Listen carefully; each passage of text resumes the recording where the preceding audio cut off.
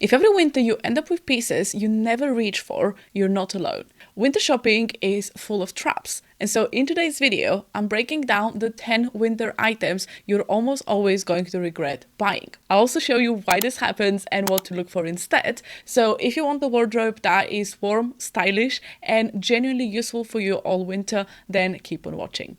So the first item is something that I'm sure most of us have bought in our life, and that is clothes that you can technically fit into, but that aren't the correct size. And I see that with bottoms, but also with tops, and especially when it comes to jumpers, it can be very tempting because they're stretchy to just opt for a lower size. But not being able to comfortably move around is literally the reason why you're never reaching out and you're probably wearing the same 3 or 4 comfortable jumpers all winter. So for me, for example, this Stella McCartney jumper is absolutely gorgeous. It was made of 100% merino, and when I bought it on Vinted, I knew that size-wise it's a size 8, and I normally wear 12 to 14 in jumpers. Now, because it was stretchy, I could technically put it on, but I wasn't comfortable. I wasn't able to comfortably lift my arms, and I just always had this sensation of being a little bit squashed in this jumper, even though it was quite thin. And so because of that, I only wore it once before I decided to sell it, because I just wasn't reaching out for it. So there is a difference between things that are fitted and things that are too small. For example, my Uniqlo jumpers are fitted, they fit on my body, but I can comfortably move my arms, I can bend, I can rotate, and those jumpers aren't tugging in any places. And so the next time you're considering buying something that you can technically fit in but feels a little bit too small for you, I would say that no one sees the label, but you're the one that's going to be wearing this, so make sure that you're actually comfortable. The second thing I feel like no one really talks about, because we all love a cable knit, cozy jumpers, thick jumpers, but let's be honest, if you buy jumpers that are thick but are difficult to layer, you're not going to end up wearing them that much. So, for example, I bought this Glenn Martin's jumper from the collaboration with H&M. I was really excited for it. But when it arrived, it was actually quite oversized, and the sleeves were already quite thick, but they were so long that I had to roll them 3 or 4 times for my hands to actually be visible.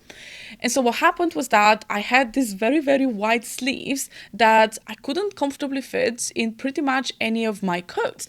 And so I knew that if I kept this item, I'm just literally never gonna wear it, because it isn't a warm enough jumper to just wear on its own, and I can't actually fit it under any of my coats. And so be very careful whenever you're buying anything that is quite bulky, quite chunky, quite cozy, that you can actually fit it under your coats. And if you're buying coats, probably make sure to buy a size or 2 larger so that you have that space to fit your jumpers. The next one is something that really pains me, because I love me a good bag. But whenever we buy bags that aren't fitted for our daily needs, you'll find yourself either not reaching for those bags or being really frustrated when you wear them. To give you another example from the H&M Glenn Martin's collaboration, I ordered this bag, and again, I was super excited because it was something that was moldable, it looked really cool. When it arrived, it was actually a really nice bag, but it looked really large. And when I tried to put my phone and a couple of things, I just realized that this bag was extremely, extremely shallow. And so I couldn't fit any small book, I couldn't fit a small water bottle, and I often like to carry at least a couple of things with me. And so this bag was purely fashion over function, and for me, I want my bags to be able to do both. Now, in this category, I would put also real leather bags that are made of very, very heavy leather. So, for example, if you're going to work and your bag is already weighing a kilo, and then you have to put your laptop and your notebook and a couple of other things, it's gonna be way, way, way too heavy and not gonna be comfortable. And similarly, maybe you have kids and you have to be hands-free so you can actually run about and carry things, then having a top handle bag that isn't crossbody is not going to be comfortable for you. And so really try and consider, what do you actually need to carry? Do you need to have your hands free, and how much things weigh whenever you're buying a bag? Because yes, bags can be an amazing accessory, but I also feel like they have to fulfill their function to carry things. So the next one is a really painful and expensive mistake that I made this year, and that is buying things that are close enough but aren't the real thing that you want. And so in here I'm talking dupes and also replacements, things that you feel like would actually fulfill your desire but they actually don't. So about 2 years ago, I saw this Arcade bag and I really wanted it, but it was 180 pounds. And at that point, that was something that I just couldn't afford and justify. And so I didn't buy the bag. I missed when it went on sale. And so ever since 2023, I've wanted this bag and I just couldn't get it. Now in February, I managed to find this bag on Vinted at a really good price. I bought it and the parcel got lost. And so it made me really sad because I've had this bag for over 2 years on my wish list and I just couldn't get it. And so when I saw on the Other Stories website, which is basically the same parent company as Arcade, they had this pink suede shoulder bag.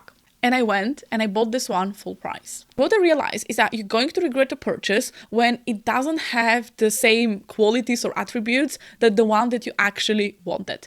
So for example, for the bag that I wanted, it was soft, but it also had a sense of structure, versus the one that I got was very soft and unstructured. It didn't hold its shape. And secondly, in terms of function, the Arcade bag that I wanted was a top handle and a crossbody, and the one that I got was a shoulder bag. And if you've watched my body matrix analysis video, you know that shoulder bags really slip off my shoulders. They're very narrow and rounded. And so I literally can't wear this bag as a shoulder bag. I have to wear it as a top handle, but then it looks very unstructured. It's quite large. So if you buy a duplicate that doesn't fulfill the same desire, the same function that you had in mind when you wanted something, it doesn't actually lower the desire for the original item. And so for me, I didn't stop craving the original Arcade bag. And so I enlisted the help of my friend in Germany. She found it for me and I finally have it. And ever since I got the Arcade bag, I haven't worn the shoulder bag even once, which I feel quite bad about. And even if I sell it, I know I'm going to lose at least half of the value, if not more, which also makes me feel a bit bad. And so I think that most of the time, if there is something that you've wanted for a really long time and you want it for a very specific reason, you like the shape, the form, the fabric, the color, something that's really specific and that you can't find an exact duplicate, I think it's better to save up and buy the real thing than buy one or two duplicates that are not actually going to quench your desire for the real thing.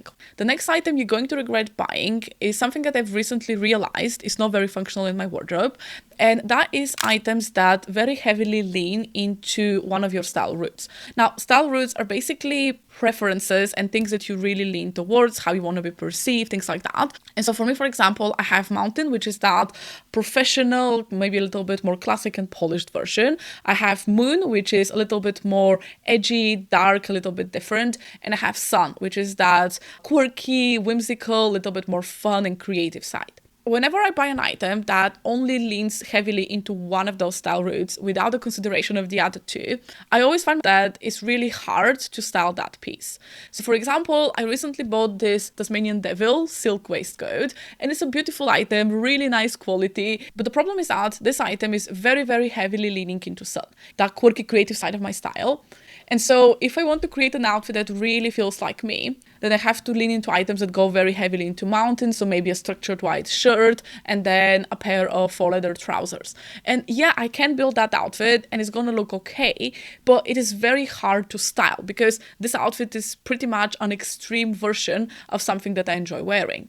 Now, I have a very similar waistcoat that is basically made of suede and it's black. And so this one, I would say, leans into Mountain and Moon because of the shape and the quality being Mountain, and then Moon being that kind of more edgy side. And that black one, because it is a lot more balanced, I'm able to use as a tool in a lot of my other outfits. I can style it in a more creative, quirky way. I can style it in a more professional way. I can style it in a more edgy way. And because it's not leaning very heavily into any one of those style roots, it's a much more versatile piece for me. And so buying items that fulfill only one aspect of your personal style is always going to present a styling challenge. And so if you really want to create outfits with ease and just make getting dressed a lot easier, I do recommend trying to find items that fulfill at least 2 or 3 of your style roots. And if you're not sure what your style roots are, by the way, I actually have a service that is going to help you to find your style roots. At the moment, for Black Friday, it is only $33, so have a look at the link below or in the pinned comment, and I'd love to help you find your style roots. But if you already know yours, try and make sure that the items that you buy have at least 2 of those style roots. The next one is something that might surprise you, but I think that buying high quality items that aren't your style is going to be a regret. So I'm really glad to see that more and more people are interested in recognizing good quality pieces, maybe buying secondhand, and that's fantastic. But if you buy something just because of the fabric, but you're not actually excited about the piece, it is not your style, or you don't feel like you know exactly how to wear it, then that kind of piece is going to sit unworn. As an example, I have this wool skirt, and this one I would say leans very heavily in this boho aesthetic. Now, my style isn't really boho, it's not leaning towards it. And so this midi skirt that is made of 100% wool is a fantastic, fantastic piece in terms of quality. It's vintage. It's actually super comfortable because it has this elasticated waist. But because I'm not excited about it and I don't feel cool, I don't feel like myself when I wear it, I've only worn this once. And I think the same thing applies if you're someone, for example, that likes high visual interest items, then buying a plain cashmere jumper or a plain silk blouse, even though the quality is fantastic, you're probably not going to reach for those pieces a lot because they're a bit too plain. And on the other hand, if you're someone that likes more streamlined, more simple, understated pieces, then buying a cashmere jumper in a bright color is probably not going to be the right investment, even though the quality might be fantastic. The next one I think is particularly important when it comes to the holiday season that we are entering, and that is investing in festive pieces. So unless you're someone that goes to parties all the time, goes out on dates, cocktails, and has a lot of events to attend, I feel like for most of us, the festive season is pretty much the entire December and maybe a little bit around Valentine's Day. But that's literally it. And so if you buy a lot of pieces that are very festive leaning, you actually have a very small window when you can wear them. And the problem with festive pieces is that for a lot of them, they're very formal or very obviously festive. And so, for example, I have this Claudie Pierlot blouse. I bought this one, and the problem is that I can style it in a more casual way, maybe with some jeans, but I always feel quite festive, quite dressed up, and it just feels awkward when it's, for example, nice and sunny in the daytime. It feels like a very festive and nighttime piece. Same thing, I know a lot of people don't really like to wear sequins in the daytime. I do think it can be done, especially with chunky knits and things like that. But if you're someone that knows that sequins for you feel extremely festive, then you're not going to really reach out for that sequin skirt or sequin dress after the festive season is over. And so I'm not saying don't buy any festive pieces ever, but don't overinvest, don't buy too many, and ideally buy them pre-loved, because there's so many in the thrift stores, in charity shops, online. There's so many pieces because a lot of people have realized that they've bought a lot of festive pieces and they don't really have a time to wear them. And so look into your wardrobe first before buying, and just save your money for pieces that you're going to get a lot more wear out of. The next one is something that I feel a lot of people miss, and that is buying tops and jumpers in really cute designs in fabrics that are going to peel very quickly. So in the spring and summer, we usually wear our tops just on their own. But in the autumn, winter, unless you live in a very warm climate, you're probably going to wear a jacket or a coat. And what happens is that those jackets, blazers, and coats are going to rub on your wrists, armpits, and around the waist area, especially if you tuck your items in. And so that friction is going to cause peeling. So for items that are made of wool, cashmere, merino, anything like that, you can actually shave them and you can pretty much restore them to their original state.